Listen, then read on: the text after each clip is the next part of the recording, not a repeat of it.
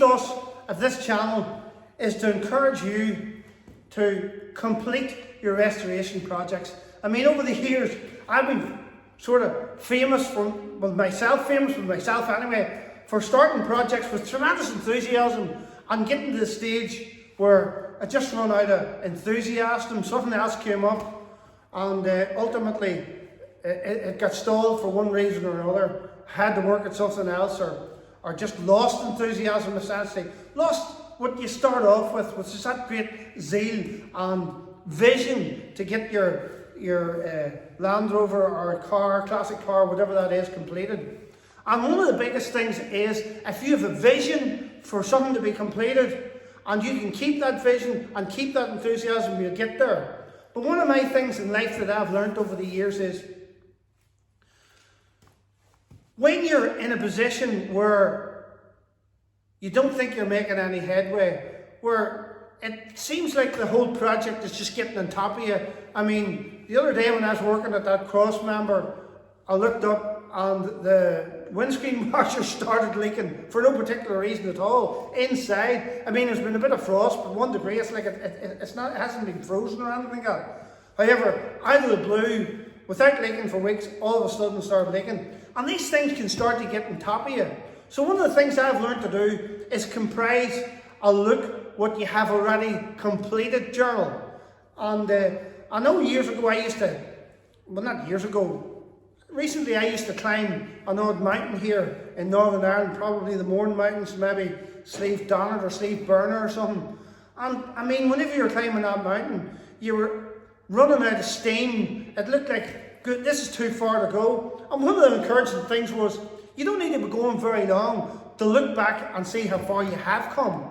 So when I looked back and seen how far I had come, it gave me the enthusiasm to carry on. So that's what I've decided to do. Look how far we have come. And I've taken some notes here of the things that we have achieved, so that it doesn't overwhelm us with what we still have to do. So when we look back, we found this Land Rover Discovery getting ready the next day to go to the crusher in the scrapyard. I mean, it had been lying in a field for 6 years and the grass was growing up around it. It did look a lot sorry for itself.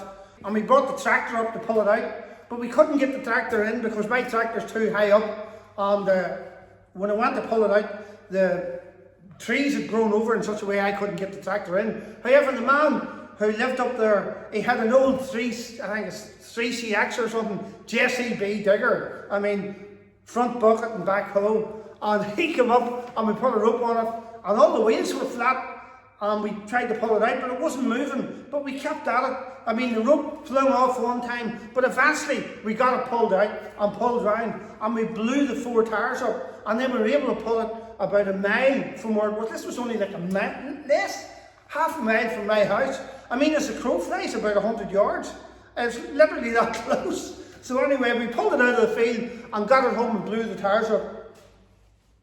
Then I got it round the back of the shed here and got the power washer out and started washing it. And it started to come up pretty good. I pulled it up in the air a little bit and washed underneath it.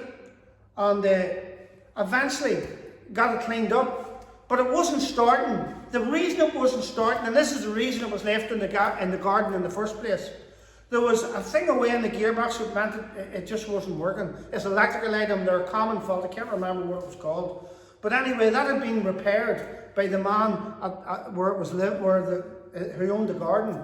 And the chap who come to pick it up left the key on the passenger floor, and the key got wet, and therefore they couldn't start the vehicle. So the vehicle just wouldn't start because the immobiliser was stopping it working. The key wasn't operating in the ignition. So the key wasn't working in ignition, but we have a friend, Luke's friend Billy, and I've nicknamed Billy the 5 Alive man, because he came round and he plugged his computer into it and he was able to turn the immobiliser off, and we tried to start it and still wouldn't start. So we dragged it round and pushed it in here and got it up on the lift, and we decided maybe it's the starter. So I took the starter off and left the starter into a place called W.R. Hamilton's in Portadown. And W.R. Hamilton were able to take the starter apart and really free it up. It had just seized up. And we brought it home, and the great jubilation, you just turned the key, boom, away she went. So that was a great encouraging breakthrough. The next problem we had that I found out with it, I mean, you could take the wings and you could just pull them in and out. I mean, there was nothing holding them. And essentially what holds that there is like a bracket that holds a mud flap on. So I cut them out, drilled them out, you name it, whatever it took to get them completely off the car. I was able to buy galvanised ones on eBay, I mean, for like £58. Galvanised ones, and fitted them, and they weren't hard to fit, they were reasonably easy to fit, and put them up, and this is strapping the whole. There's nothing wobbling about there anymore, both sides are strong now. As far as the key was concerned, there's a man in England called the Remote Repair Centre, and for like £16, you send your key over to him, and whatever's wrong with it, he'll fix it. And so he did. I mean, it took a week, a bit longer than normal, because he told me whatever electronic bits in the inside of the key was completely and totally destroyed. The next problem was the ACE pipes, everything on the ACE. This is a stabilisation system for a more modern Discovery 2, and the pipes on it were absolutely rotten. Not one of them was saving. And my gut feeling was we'll just rip the whole thing out and delete the ACE and drive it without ACE. But Billy the TD5 kid, his idea is, what we'll do is, we'll take the valve block out of the ACE, take all the pipes out, and we'll remake them in rubber at the local tractor place. Now I haven't done that yet, don't know if it works, but the ACE is completely removed. Then we removed the fuel tank, just to check up on both sides of the chassis there. Both sides of the chassis tend to be very rusty. But we took it out and I welded in 2 patches, one each side, and to be fair, both sides of the chassis now look pretty good. So I'm quite pleased with that. So that was the chassis bit sorted out in the front anyway. But we had to take the springs out as well because there was other rot behind the spring on the driver's side and behind the shock absorber. So they had to come out in order to check that. So they've been removed. And we've welded in new bits on the chassis here. There's it there, a bit there, and a bit there. So that's the chassis welding done. So any welding needed done, and we welded here on this arch, and round the other side, we also welded on this arch. I've now wax oiled this car. Mixed it with a bit of cellulose thinners to make it come out easier, and it's evaporating all right. It looked very wet whenever I done it, but it's evaporating all right, so that looks like a good enough idea.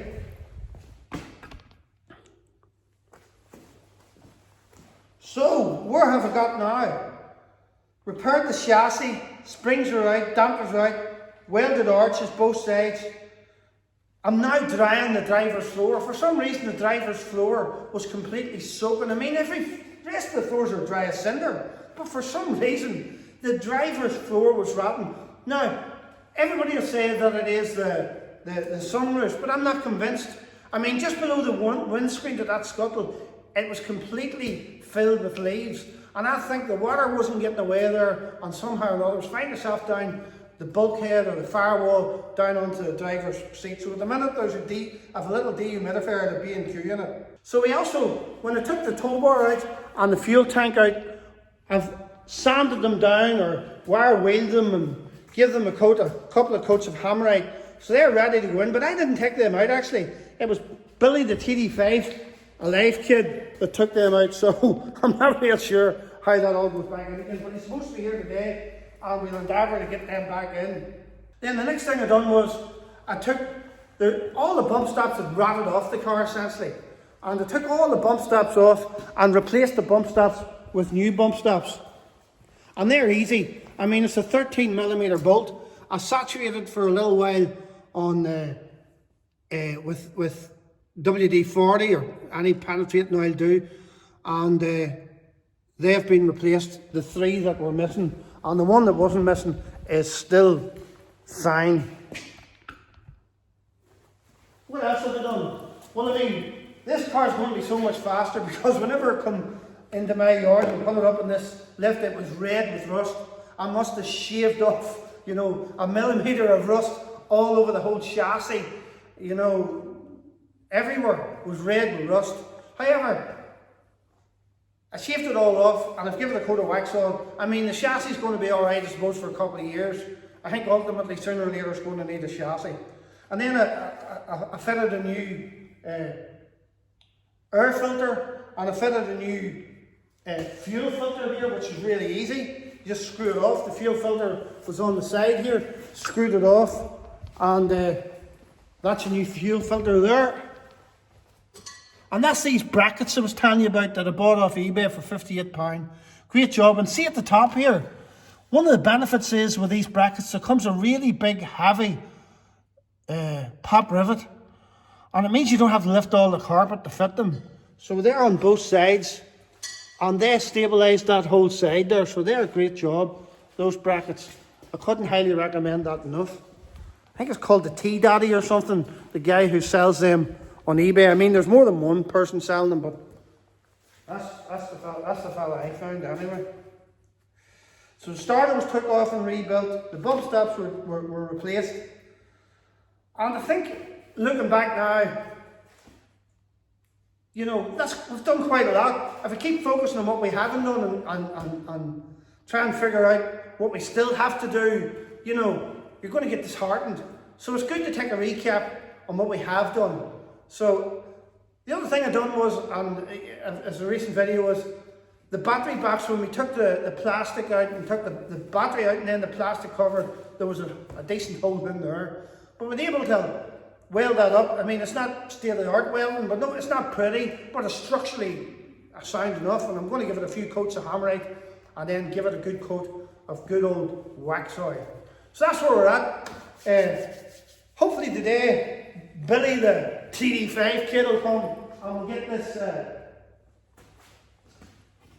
fuel tank in and the tow bar on again and start building this truck back up. Another encouraging thing happened this week. My nephew, Kelvin, who has a Caledonian Blue TD5, he bought in a sort of land just in the middle of a yard. I've been landing there for years and the chassis was very rotten on it. But he eventually got his through the MOT this week and he's going to bring it up maybe on Saturday. I'll get a bit of a chat with him and a bit of a laugh with him and we'll have a look at his TD5. Also, Billy the TD5 kid, he has a really good Discovery 2004, the same as mine. I think Kelvin's though is more back in the years, but it's very authentic, it looks real well. So looking forward to showing you that in a video coming up. A good breakthrough I got in this car whenever I bought it was the back door wouldn't open. I mean, no matter how much you pulled the handle or whatever you done, we couldn't get into the back of it. And there's a dog guard in the back of it, so there was no access into the back of it at all.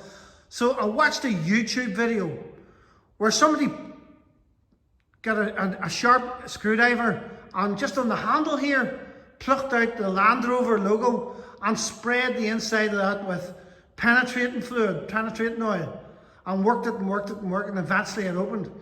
So I thought, well, I'll have a go in mine.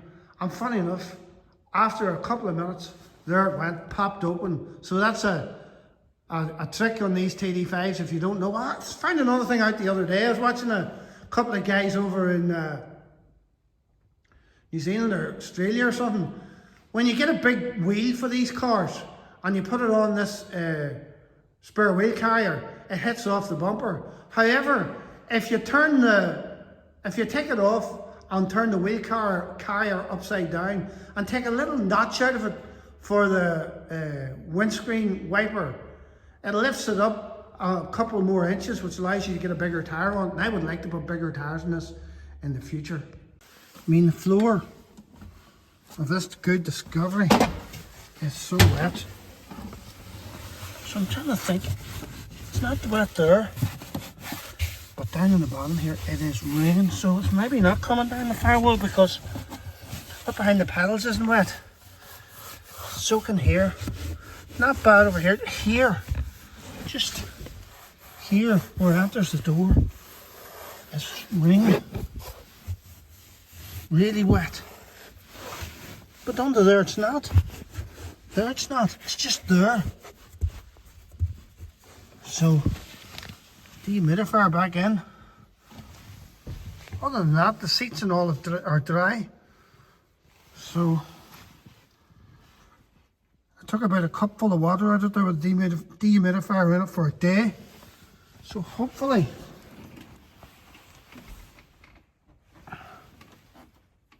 it'll dry it out. So I've just been touching the John Deere up, my tractor, with some John Deere racing paint. So it seems a shame to hide my good battery box welding. However, I'm going to give it a coat of green paint. Not entirely the same, doesn't really match that good, but it does a job of killing rust. Well, not killing it, but stopping it come back.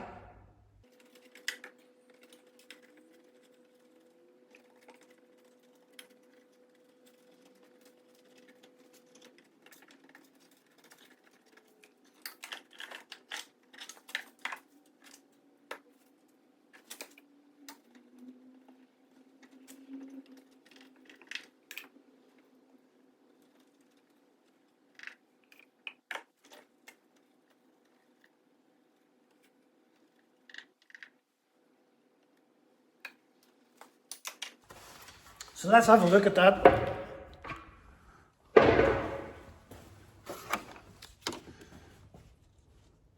John Deere green. Discovery might look cool in this colour. Look at my wonderful welding.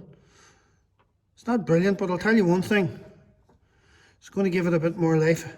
Another year or so, at least. Shock absorbers, dampers, whatever you want to call them, they're very rusty. So to give them a bit of a wire brush and a coat of paint.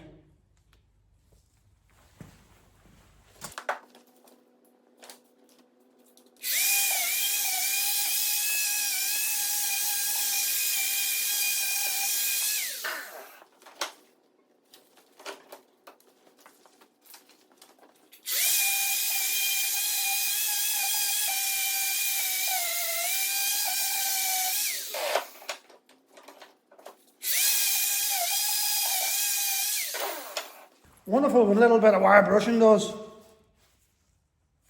How cool is that? With some paint.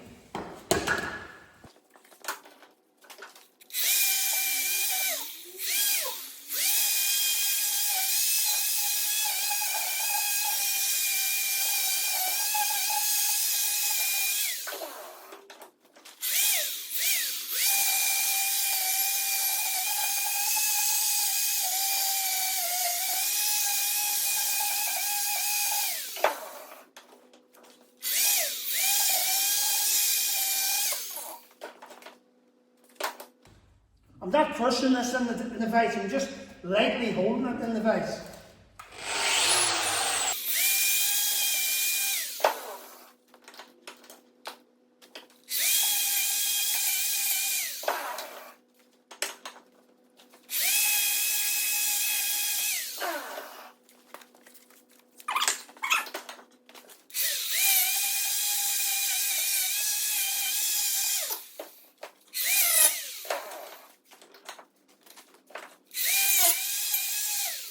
One of the things I'd like to do with this back door is take this panel off it here so I can get at the nuts for the spare wheel carrier, because I want to turn it around and grind a little bit out of it so that it can carry a larger wheel. But not only that, I want to sand it down and give it a coat of wire brush it essentially and give it a coat of paint, because it is a little bit rusty. So let's see how we get on here. 10 millimeters in here from what I can see so far. So 10 millimeters up there. As I said before, this is not a how-to, because I haven't done it before. This is all new to me. You're seeing it as it happens. See a little screw in here behind the door handle. I'll have to get a posi head Phillips screwdriver to take that out. Not coming.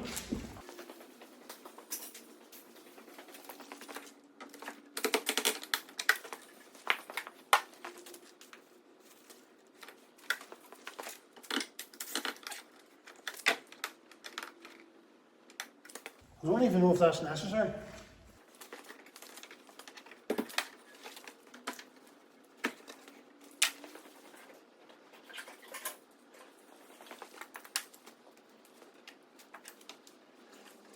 This is where we're on. Normally you can get something down the back of that, and I don't want to break it.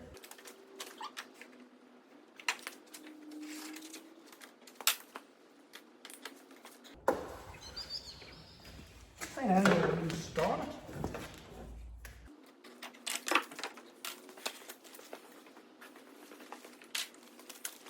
If all else fails, use the hammer.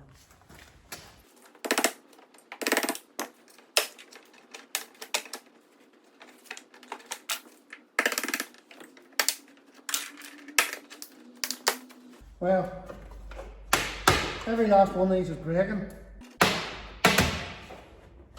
By the looks of it.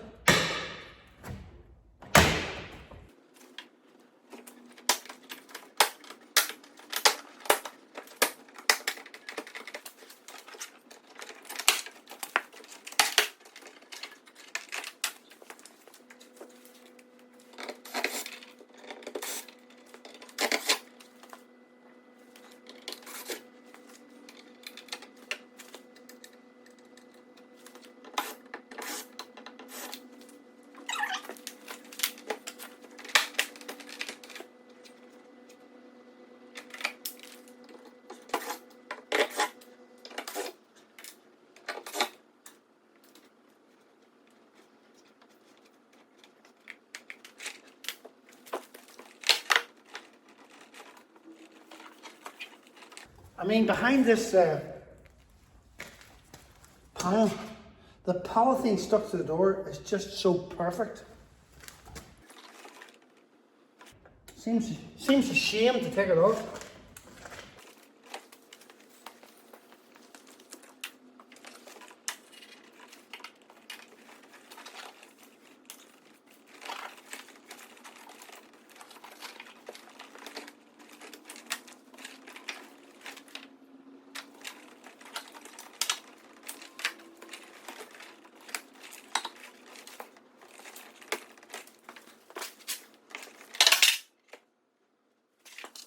Well, that's how that comes off.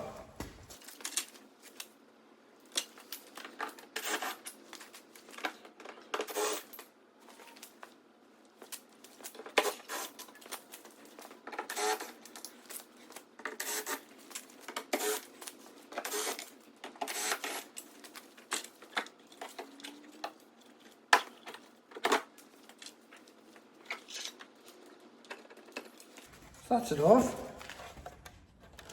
I mean, it's not really trying to figure out how to do it before you start.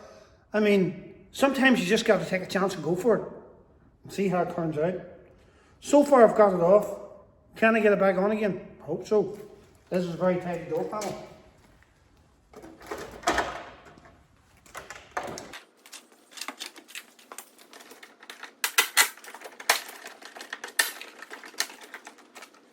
Now, what is this next?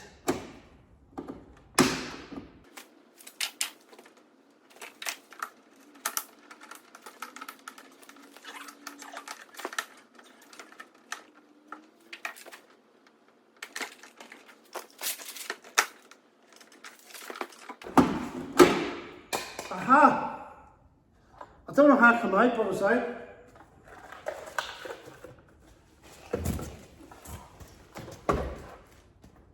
I mean, most of these have stayed in the car, which is not ideal, because this is a really nice door card.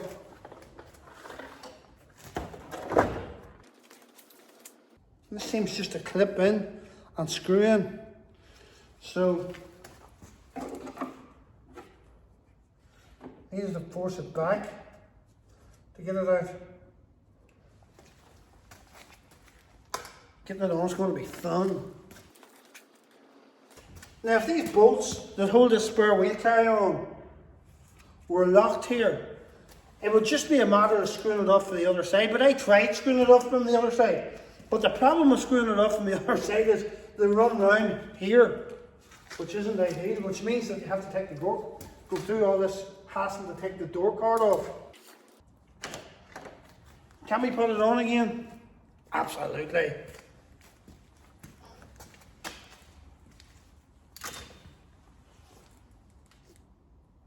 I mean, look at this material. I've just cut it here to get at these bolts. I think it was absolutely perfect. So there's 1, 2, and there's 3, one down there somewhere. So that's 1, 2, there's the 3 of them there. 1, 2,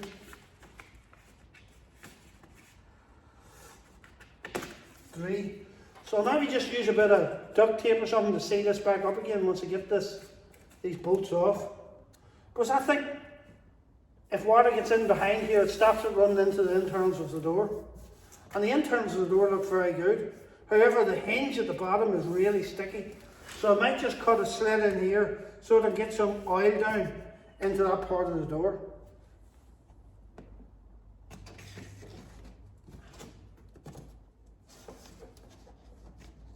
And I just nearly cut a wire.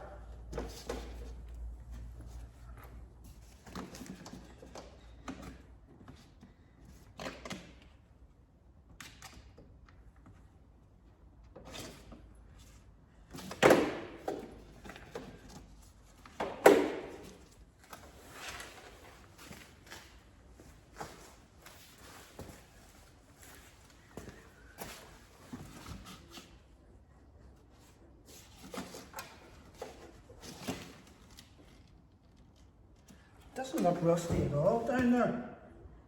It looks really good actually. But I'll tell you what, when it's that door card off, it wouldn't do any harm to spray some oil in there, or waste oil or WD-40 or penetrating fluid or wax oil or whatever.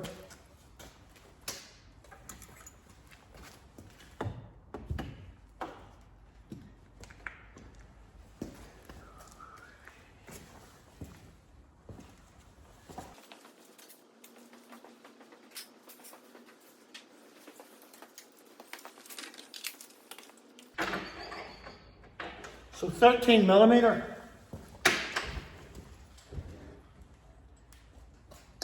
Neat arms like an orangutan. Orangutan, not orangutan. Orangutan for all those who don't speak Northern Irish.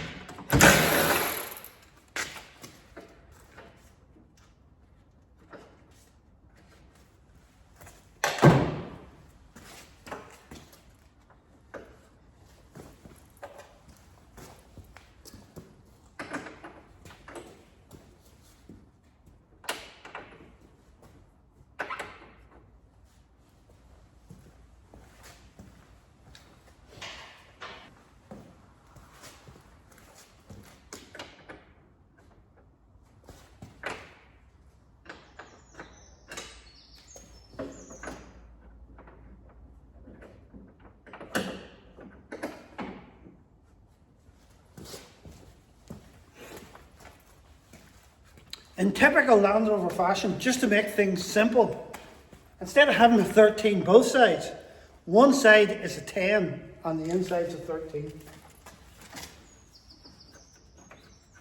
So I'm just resting the 10mm and it is out.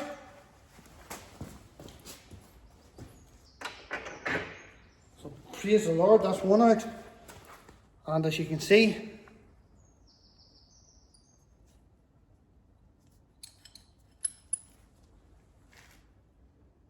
a 13 and a 10.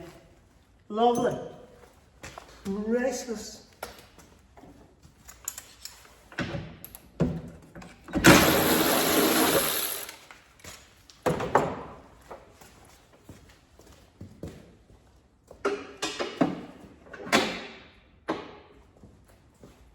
It's great. How am I I supposed to do this? I've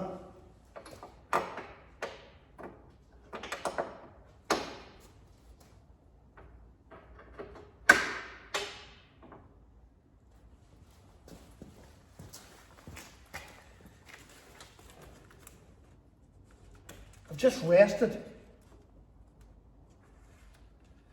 the 10mm spanner on it. With the weight of the 10mm spanner stopping it from running around on me.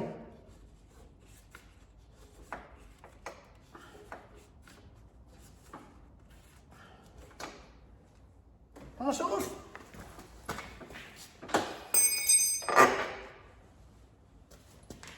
Two.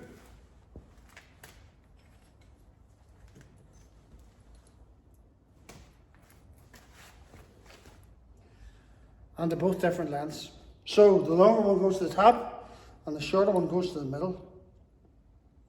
Good to remember these things.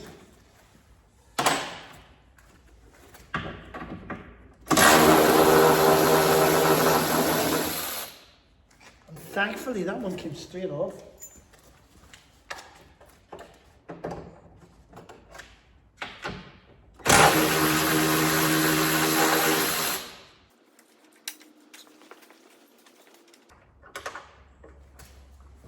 Thinking I might put them back in again so that if it falls, to try and prevent it from falling, scoring a good door. This is a good door.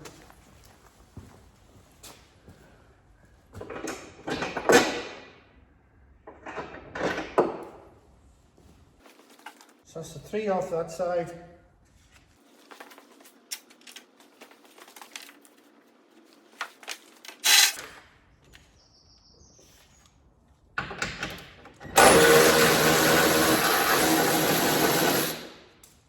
I might need to go and get the wife to help me here. She'll be pleased about that. For this bit, I'm going to use my beautiful assistant. Over here, darling.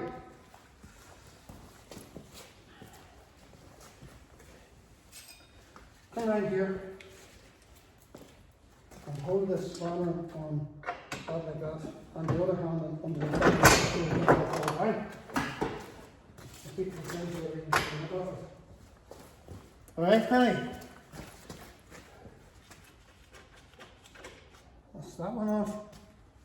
Another one's off. Those 3 are off. One more on. Keep holding it up. Right. I'll put that in there. Right, keep holding, put your hand. Alright, push it in.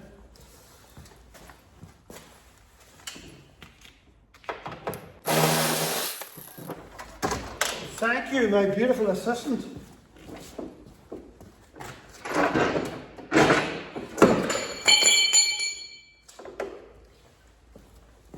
So this is it. It's off. Requires a bit of cleaning up before it goes back on again. Was it worth it? What's Bob the builder say? Yes it is. No, he says yes I can. What do you think, honey?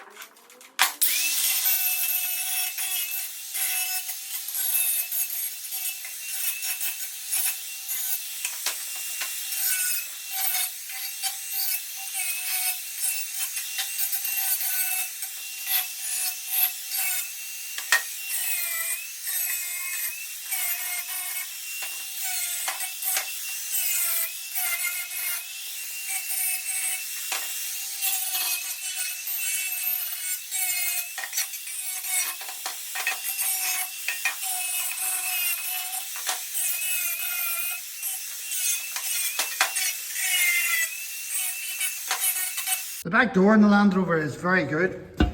And now that we've turned this around and we slide it up into position here, as you can see, with that little check taken out of it, it no longer interferes with the back windscreen wiper, and ultimately lets you raise the back wheelchair, lifts the wheel up high enough that it doesn't hit the bumper down here. So that's the plan, that's what I've done. It needed to come off anyway in order to clean it up, and since I had to take it off, I think the best way to put it on again is to put it on upside down. I like to coat everything in this Hammerite Kursk. You know, I think you can paint it after about 3 hours. Well, that's what I do anyway. It turns everything sort of a bluey colour, and particularly when it's very rusty, I think it's a good idea. But then again, I'm no expert. But it certainly has been working for me in most projects that I've been working at. So that's something you might find interesting. And there's the cutout for our wiper. It's pretty rusty in there, but I think it'll get a couple of coats of paint, it'll go for a long time.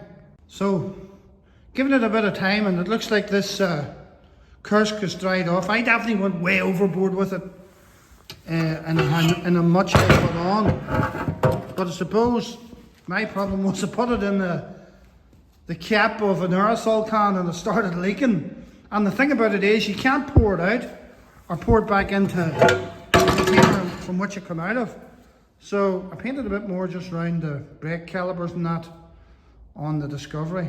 But we're ready for paint here, and I've no black paint left, but I found some old Hammerites been laying for years and years. Green Hammerite. And you know what? It's not 100 miles off the colour of the car.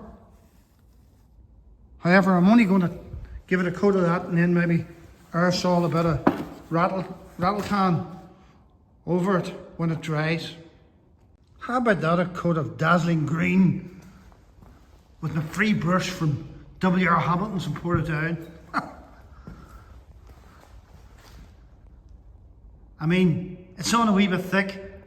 I wouldn't say painting's my strong point, but ultimately it'll help keep it from falling apart. So that's the inside of it covered as well. That's going to give it a lot of protection. You commonly see these rotted completely through with rust. I think it actually looks quite good. I'm quite pleased with my painting effort. I have to talk English in this video. And I got a wee bit over the floor here. But I was thinking to myself, that'll remind me of doing my first YouTube video in years to come. Small beginnings. Praise the Lord. So that's the battery tray. Giving a good coat of Hammerite over the top of the John Deere Racing Green. So I would like to hope that'll help it stay alive for another couple of years anyway. And all the welding repairs have been given a good coat of Hammerite. I'll maybe hit them over a bit of black before I'm finished when it dries out.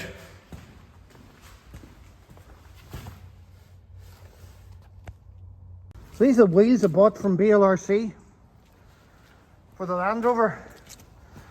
What I would like to do is fit really good tyres to these wheels, you know, like BF Goodrich Mud Terrain or something. The original wheel looks better, to be fair, but it's an 18-inch wheel and the whole car needs new tyres. With land in the field flat, they wouldn't pass an MOT. I mean, they don't look too bad, but I think ultimately they're not going to meet the specification for the MOT man. So these tyres don't look maybe just as pretty. However, they're going to take a much bigger tyre. I mean, wall-wise. That's an 18-inch rim, so the wall's not as going to be 2 inches more in this, which will allow me to fit a tyre more onto this type of tyre. So, there's the Lord for that. So as I said the other day, running out of a bit of enthusiasm, and that's what happens on these restoration projects. However, Kelvin gave me a call to say that his TD5 1999, which he bought in a scrapyard, and what was the chassis like on it? Rotten. Clean rotten. And what else was particularly bad on it? The brakes were leaking. Brakes and bust hoses everywhere. And you couldn't get it started. Wouldn't start. What was the answer? Took the mobiliser out. You took the mobiliser out? Yeah. Who done it? Billy the TD5 kid? Straight and simple. Ripped it out of her. And new tyres all around? New tyres all around, new brakes all around. Shocks and springs all around. Drop links in the back. It's Caledonian blue. A Land Rover colour. And no sunroofs. No. But there's still leaks in the floors there. I still find the odd leak. Right, so it's getting in somewhere. It's coming down the front there. Probably at the bulkhead, the firewall or whatever. Aye. But I'll tell you what, Kelvin, it's just class. Lovely colour. It's different. There's a boy comment the other night on Facebook to say he had a Disco 1 brand new in Caledonian blue, but he didn't know them to come in Discovery 2s. So that's Discovery 2 Caledonian blue. I don't know, that might be rare. But I'll tell you one thing. What's your drive like? Unreal. It is very comfy, aye. TD5.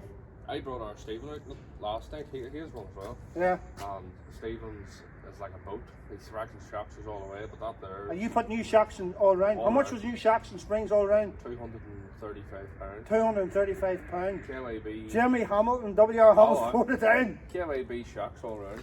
Brilliant. So I made a good job of her. So it did. And what's the bride? What's the bride think? Miss World. I got rid of the Shogun, and she says, "What have you bought now Discovery for?" Right, you had a Shogun, Mitsubishi Shogun. I says, "Let's go for a white one." Got her in it, and she absolutely loves it. What year was the Shogun? 2012.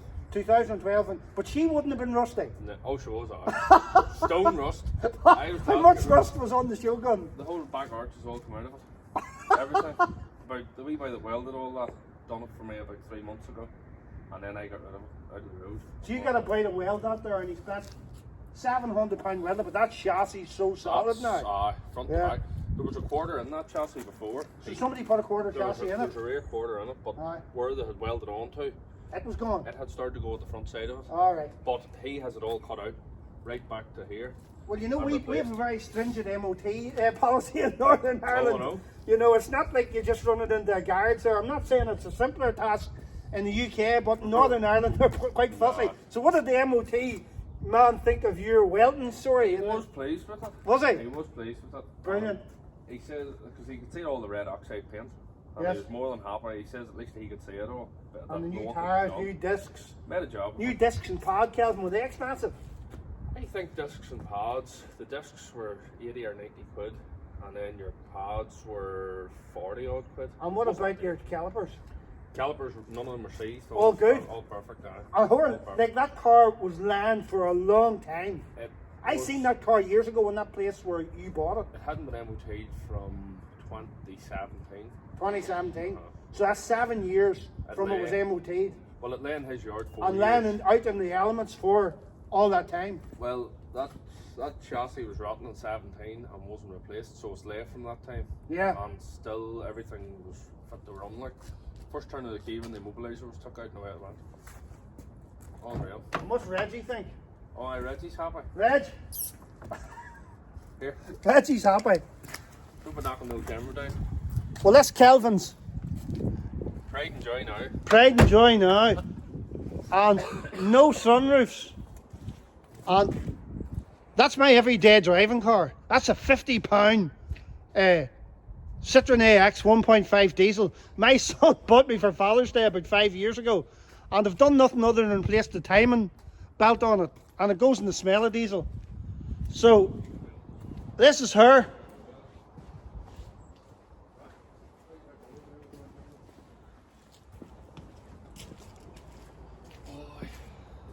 So this is going to give us a bit of enthusiasm to carry on and finally complete our classic. So I'm just waiting for Billy, the TD5 kid. He's fast on the draw, to come and help me with the ace. You know, if it had been up to me, I would have just forgot about the ace because every pipe was rotted in it. Even whatever pipes were in the valve block, you couldn't get them out. They were rotted, but Billy has taken them out. And he has re-tapped the valve block and created it in such a way that you can put, hydraulic hoses similar to that on a tractor or a JCB or something. and well, we're going to see how that works. Quite excited. Billy is adamant that, and Kelvin, funny enough too, that the Ace is really worth having. But certainly if you were going to buy all the pipes for it that I'd have needed, it wouldn't be worth it. It would cost more than a car's worth. So one of the things I learnt, and I've mentioned it before, but it's here with this badge here is on the back door. If you get a little sharp screwdriver,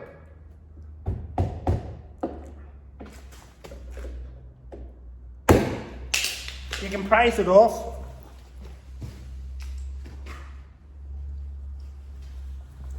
And when you get it prized off, if you spray in the lock with WD-40 or a similar type of penetrating oil, it frees up the whole locking mechanism. So that's one thing I've learned.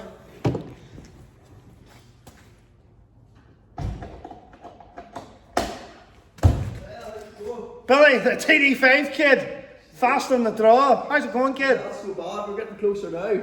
Well, I just took this out here and give it a wee bit more lubrication for my YouTube channel here. That's the job. So we're quite excited here, just saying about this Ace. You think it's worth having? Oh, definitely makes some difference driving them. Well, that was some job you done. How did you fix that valve block? How did you get the old bits out? So I took all the solenoids out, cleaned all out. Took the solenoids out? And there's wee push inserts that work on the pipes in them. So I removed all them, drilled and tapped the block. Wow. And then cleaned all back out and put fittings on for the hydraulic hoses all to go on. So Great job. Now will be job done. So what do you think of the... How did you know to do that? Did you see it on YouTube? Well, or? I'm on a lot of Land Rover pages. And They do it there? So this is not an out-and-out Billy the TD5 kid idea? No. No, you've seen it? Across it, so I did. Same as up there. I found out how to free that handle there by brilliant. YouTube.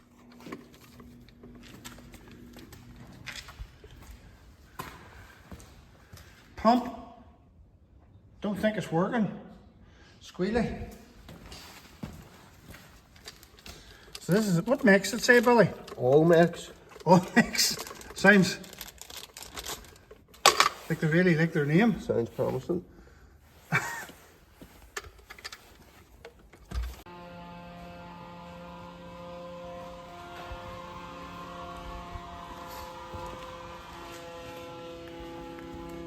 Doing a bit of pumping anyway. Yeah. Did you do the thing where you talked about the pedals? Yeah. You pumped them 5 times? Yeah. So she's in the bleed process. The bleed process?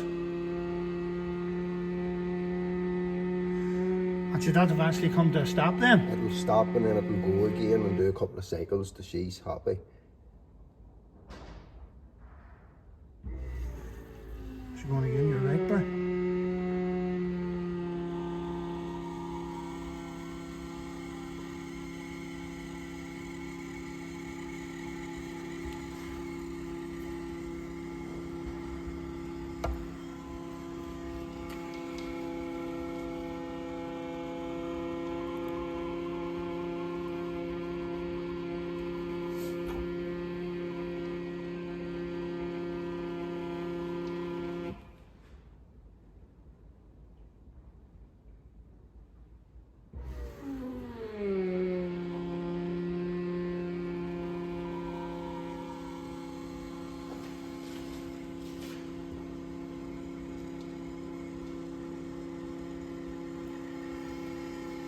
The good thing is the floor of this Land Rover is not rotten. No. She's good, like. It's real good.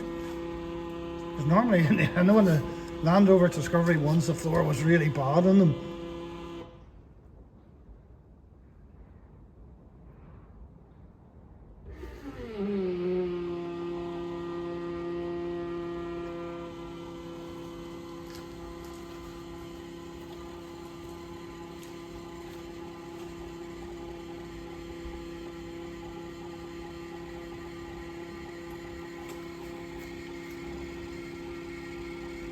Does she put the engine light out when she's happy? She should stop here hopefully if when I stop her.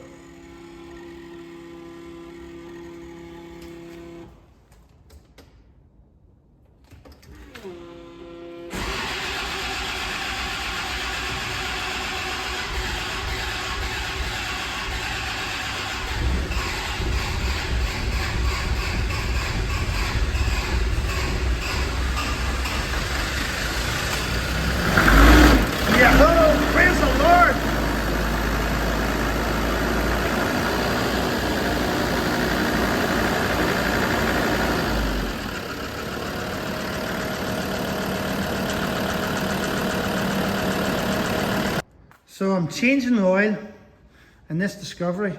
I just need to check. I think it's like 7.2 litres of oil. And I've selected this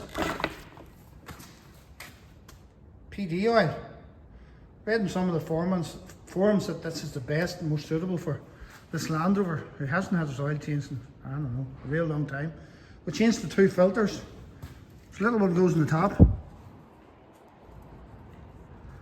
an ordinary one on the bottom. The oil looked a bit gloopy, to be fair. It's hard to say, I suppose. Given the shape of the air filter, it may not have been done for a day or two. Well, certainly for 6 years that we know of. So I'll figure out what this takes and then try and fire up. We had a real squeaky bum time because we put her back together again, she wouldn't start. So we installed a new Chinese fuel pump, given the fact that the manufactured one for the VDO pump is around $300, £300. I think I'll chance that one. I don't know if you can fix the other one, or maybe take a look at it and see if there's anything we can do with it. So a couple of gallons, nearly, of oil, 2 filters. And I mean, she did sound a little bit rattly. Billy thought it was maybe a injector or something with the old oil in her. And she was a wee bit slow to start. But this is her first start with a new oil in, so let's see how she goes.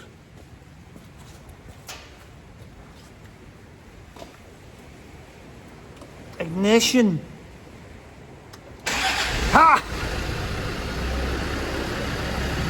Praise the Lord.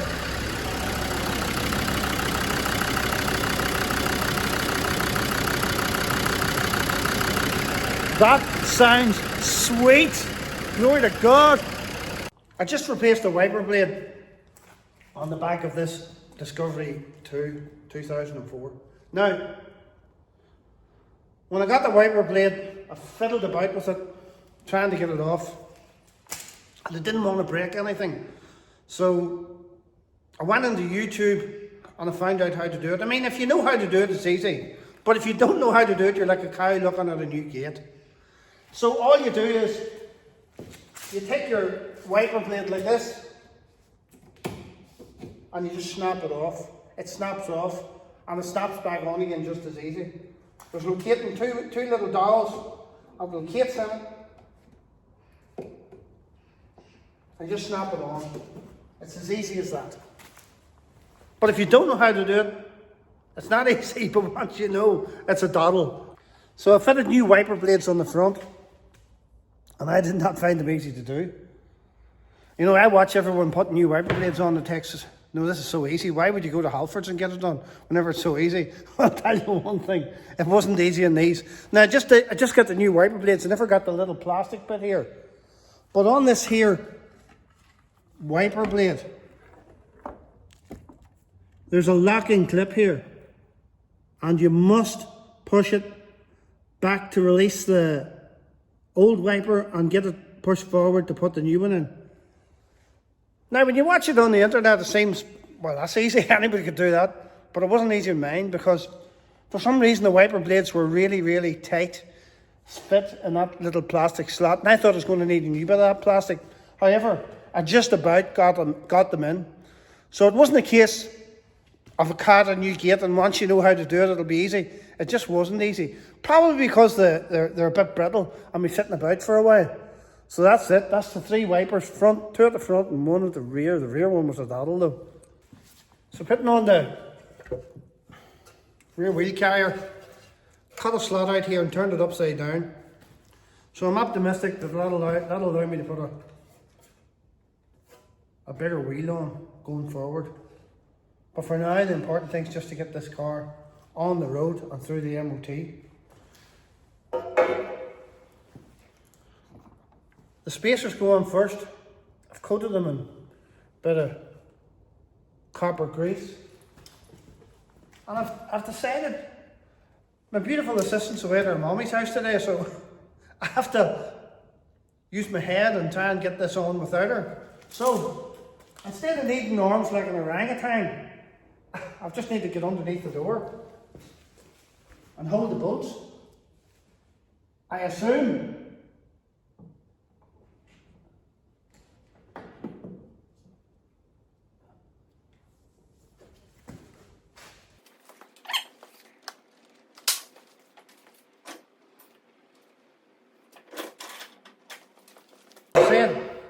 I'm just coating these spacers, big heavy spacer to hold that wheel on, to hold that spare wheel carrier on. So give them a coat of grease.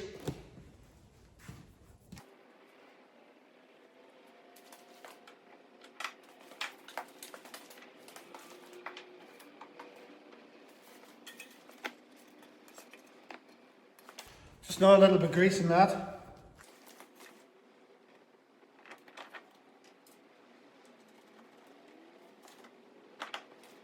So now that I see it, I'm not entirely happy here with this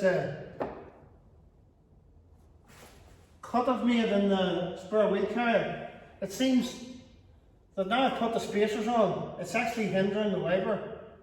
So I'm going to have to take a little bit out of that. Oops. Sometimes it's like taking one step forward and 2 steps back. So, I've cut a little bit out of the spare wheel carrier, but I found out I may have another little problem. It seems that these spacers are slightly curved to meet the form of the back door, and I have them both on the wrong way around. That's a bit better.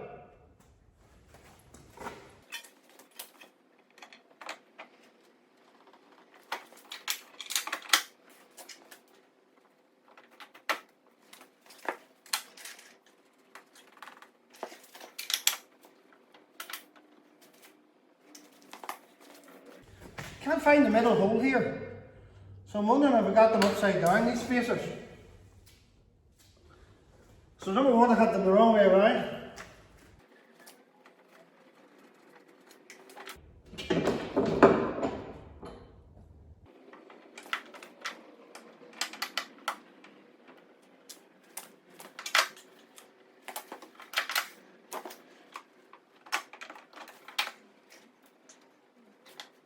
Am I getting this wrong?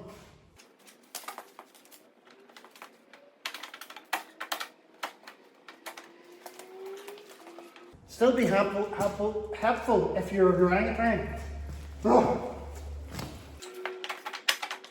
Now, what is going on?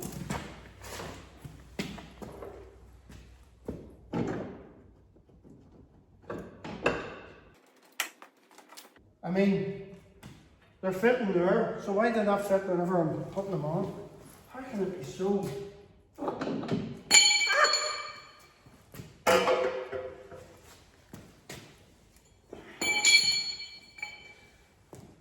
Talk about making an easy job complicated. Right, so I do know now that that's the right way around, because those are all coming through no problem. So there's definitely an upside and an upside down on them, that's for sure. Right, so that looks correct.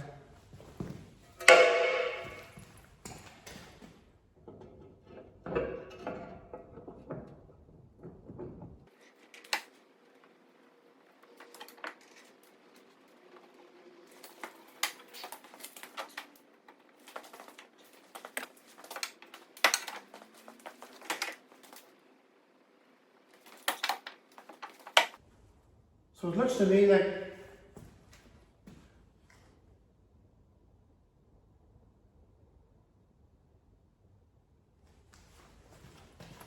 when you turn this upside down, clearly the holes are wrong. That's just as simple as that. You're not going to get the middle one in unless you reboard. And that's probably something I should do. because the spare wheel carrier has a lot of weight on it. Now the New Zealand kids that taught me this trick, they didn't share that aspect of it. But the centre bolt here will not go through. It doesn't line up.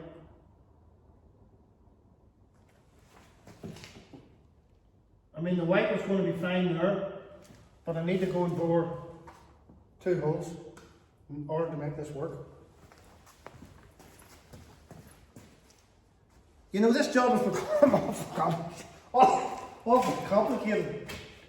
Number one, if Land Rover had made them captive nuts, you wouldn't have to take the whole interior out of the back of the door. Speakers, door card, handles, all sorts of stuff. Rip the good polythene. You know, if there were captive nuts, it would have been so much easier. But we are where we are. So, onward and upward. So I'm going to have another go at fitting this spare wheel carrier. I don't know how many times that is now, but it's certainly not 1 or 2. It's more. However, I'm optimistic this time. I've got it right aboard. New holes to let the centre holes through. Them. Might need a bit of wiggle room. We'll see how I get on anyway.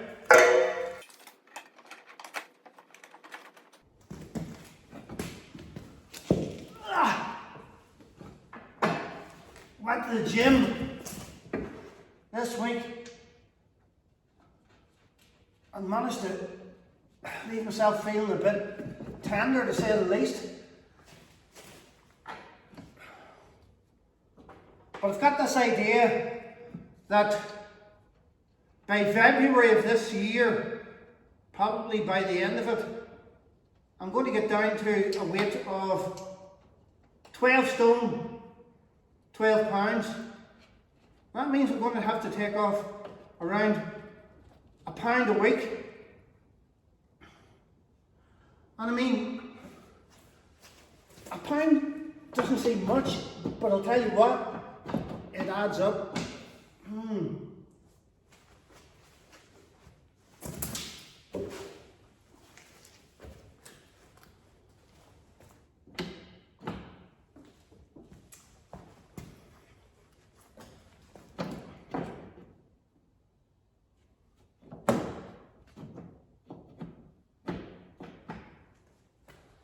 So, I've just found problem number 152. Not only do I have to bore a hole in the brackets, I mean the spacers. I need to bore a hole in this as well, and that would be only logical. So, back to the drawing board. I'm going to have another go at this TIC 27. Doesn't fit this time. I'm definitely going to edit it.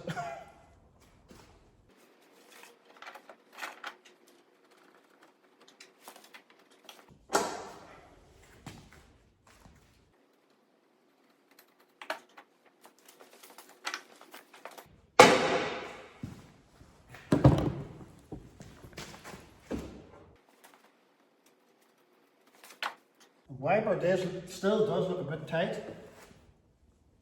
Might just do it.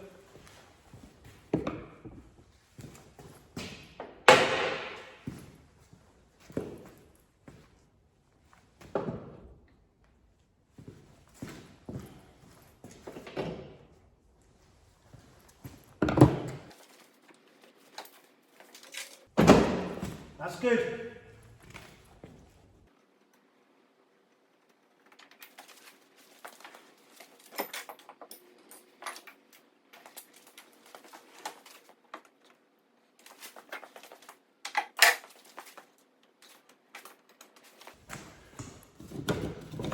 It's a wee bit tricky getting them started. Need some more pointy.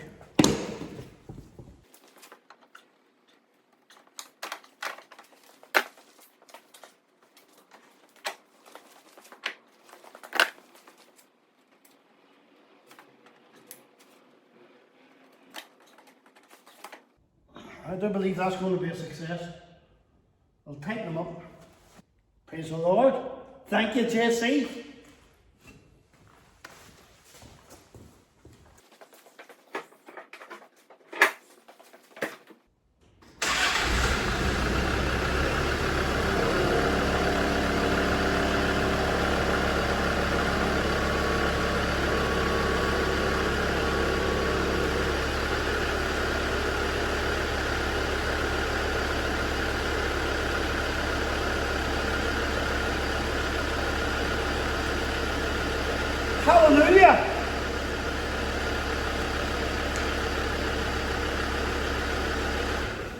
So that's it.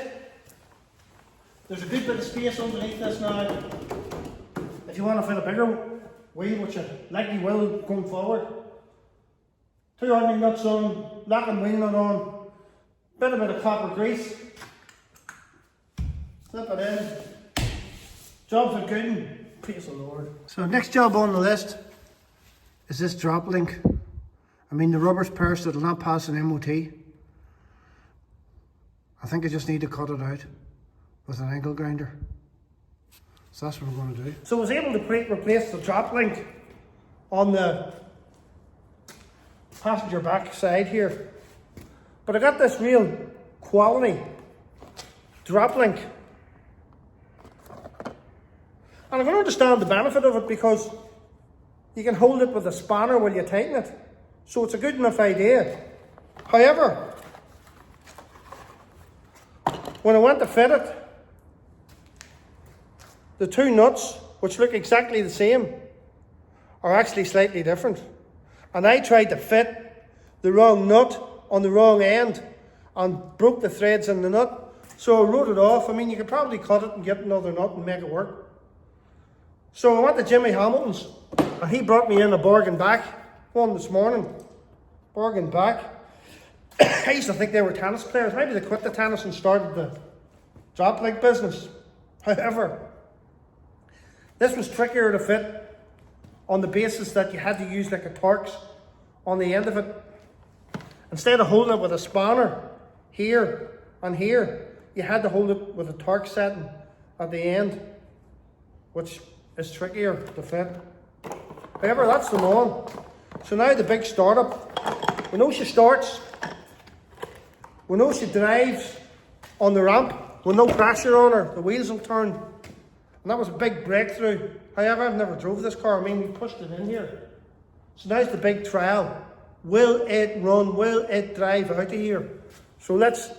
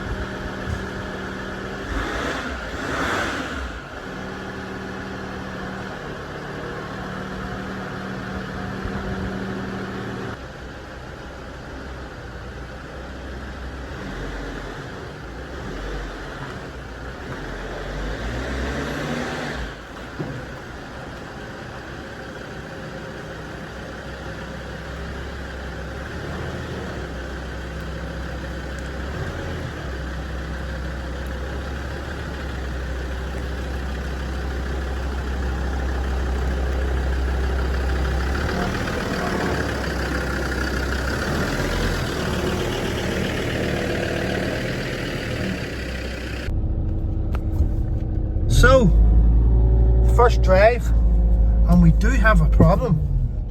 Maybe that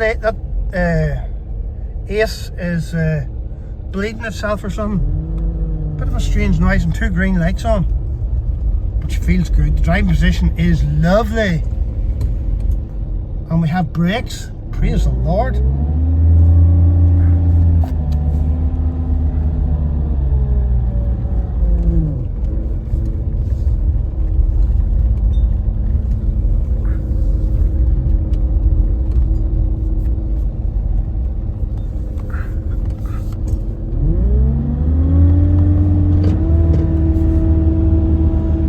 Going up this hill, it's a bit strange. It's like in limp mode or something. So we'll have to get Billy, the TD5 kid, to see where it's going wrong here.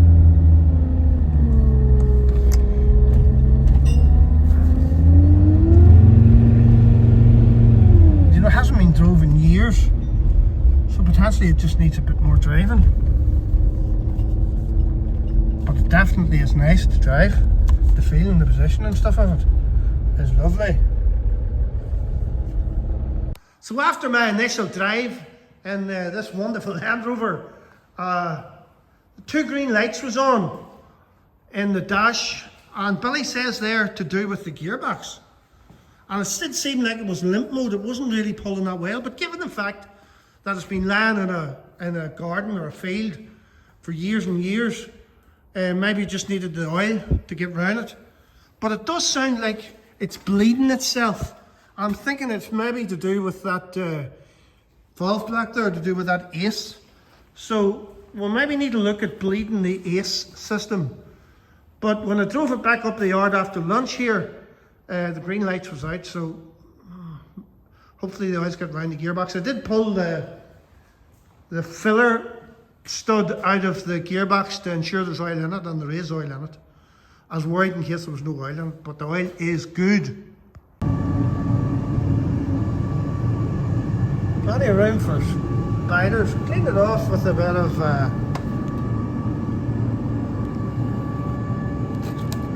car polish. I like that car polish. Car's coming up nicely, but there's so much cobwebs and junk in it that it's going to take a bit of cleaning.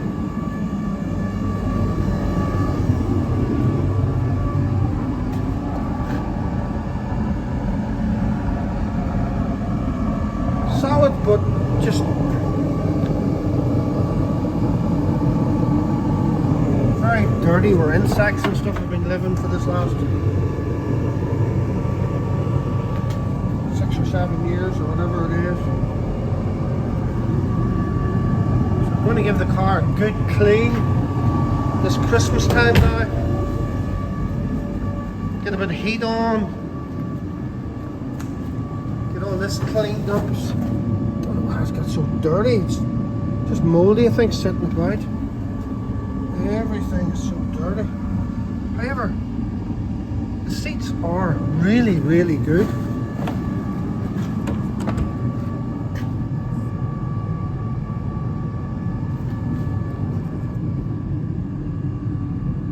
Haven't pulled the back ones down yet.